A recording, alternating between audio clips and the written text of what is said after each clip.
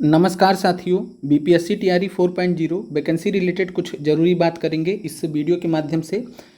आप सभी अभ्यर्थियों में से बहुत सारे अभ्यर्थियों के हमारे व्हाट्सएप पे मैसेजेस आ रहे थे कि 63,047 शिक्षक सरप्लस हो गए हैं। शिक्षा मंत्री जी ने यह जानकारी दी है और आप सभी अभ्यर्थियों का एक जो जेन्युइन सवाल है वो ये है कि क्या पीआरटी में टीआरई 4 में भर्ती आएगी या नहीं आएगी, क्योंकि बोला जा रहा है कि शिक्षक सरप्लस हो गए हैं 63,047। अब हम इन सभी चीज़ों के बारे में बात करेंगे।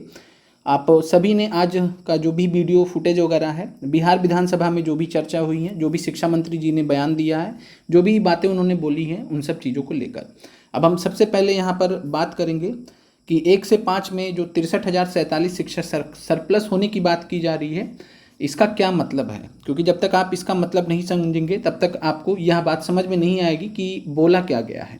अब हम यहाँ पर आप एक सवाल है, कुछ सवाल भी यहाँ पर जो पूछे गए हैं बिहार विधानसभा में, जो कि जिनका नाम है इंद्रजीत प्रसाद गुप्ता सहरसा से, और इनके द्वारा जो प्रश्न पूछा गया है और मिथिलेश तिवारी जी की तरफ से जो जानकारी दी गई है, तो यहाँ पर जो जारी किया गया है उसके माध्यम से कुछ सवाल भी हैं। जैसे कि क्या है, यह बात सही है कि बीपीएससी टीआरई 1 में 1.70 लाख पद के लिए, टीआरई 2 में 1.22 लाख पद के लिए और बीपीएससी टीआरई 3 में 87,000 पदों के लिए नियुक्ति आवेदन मांगी गई थी। तो इसे तो सभी को मालूम है कि ये प्रक्रिया हुई।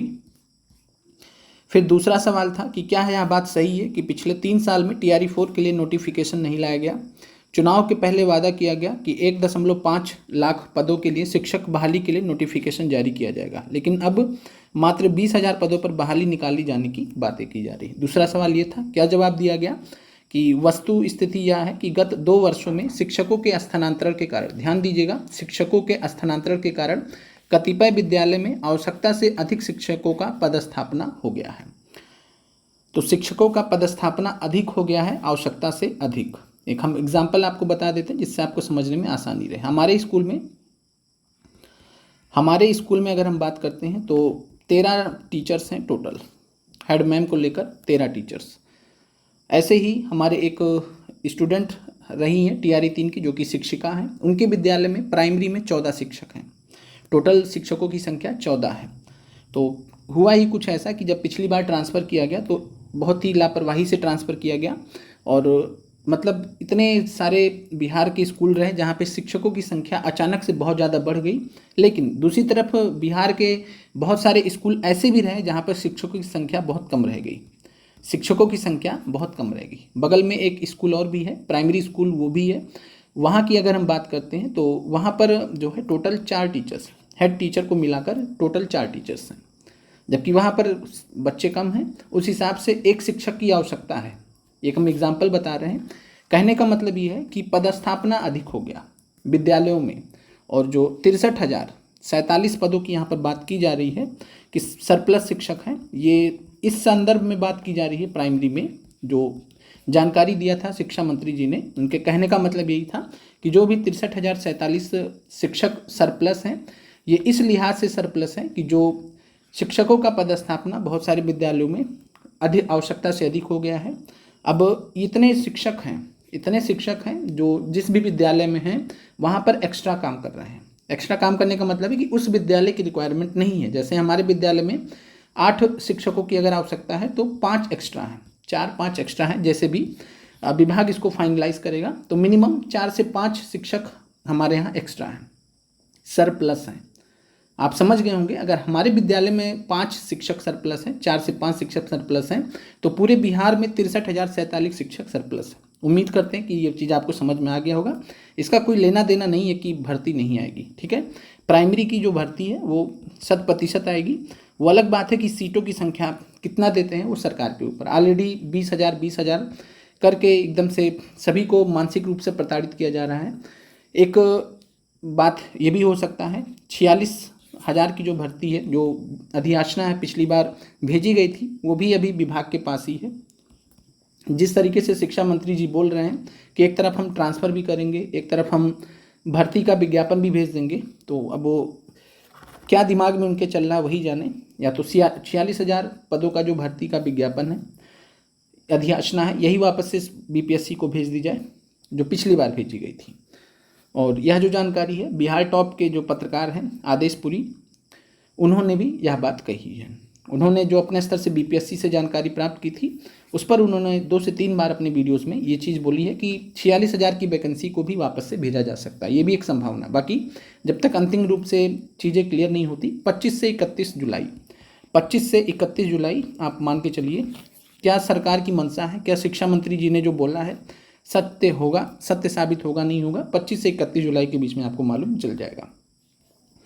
अब जो यहाँ पर जानकारी दी गई उसको हम थोड़ा कंटिन्यू कर देते हैं। जो जवाब दिया गया सरकार की तरफ से, वर्तमान में शिक्षकों के बिहार राज्य शिक्षक स्थानांतरण नियमावली 2026 अधिसूचित की गई है, यानी फिर से ट्रांसफर की बात की जा रही है। और इस नियमावली के आलोक में निर्धारित मानक मंडल के अनुरूप विद्यालयवार, कक्षावार एवं विषयवार शिक्षकों के आवश्यकता की प्रविष्टि ई शिक्षा कोष पोर्टल पर करते हुए वास्तविक रिक्त पदों की गणना की कार्रवाई की जा रही है। इस आधार पर चौथे चरण के नियुक्ति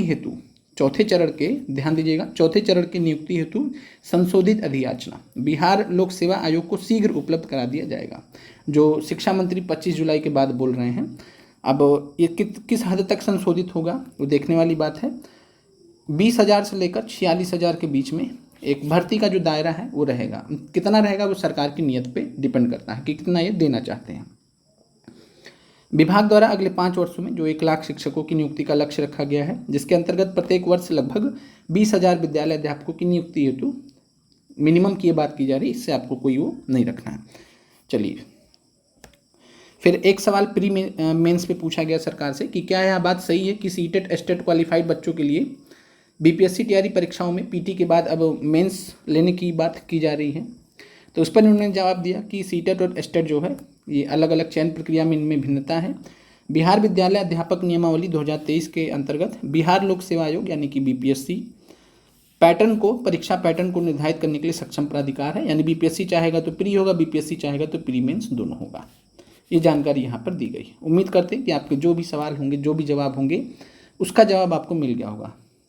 वैसे हम इन सब चीज़ों पे बहुत ज़्यादा वीडियोस तो बनाते नहीं हैं। रोशन बैच में जो हम बीपीएससी टीआरई 4.0 के लिए पढ़ा रहे हैं, बहुत समय मिलता नहीं है, स्कूल में भी ड्यूटी करने के बाद और वापस से पढ़ाने के बाद समय मिलता बिल्कुल भी नहीं है। बाकी आप लोग आज बहुत ज़्यादा व्यथित थे, बहुत ज़्यादा परेशान थे, क्योंकि आप लोग मानसिक रूप से बहुत समय से प्रताड़ित हैं। तो आप लोगों ने मैसेज किया तो हमने देखा, तो हमने इस पर वीडियो बना दिया। उम्मीद करते हैं कि आपके जो भी डाउट्स हैं वो क्लियर हो गए होंगे।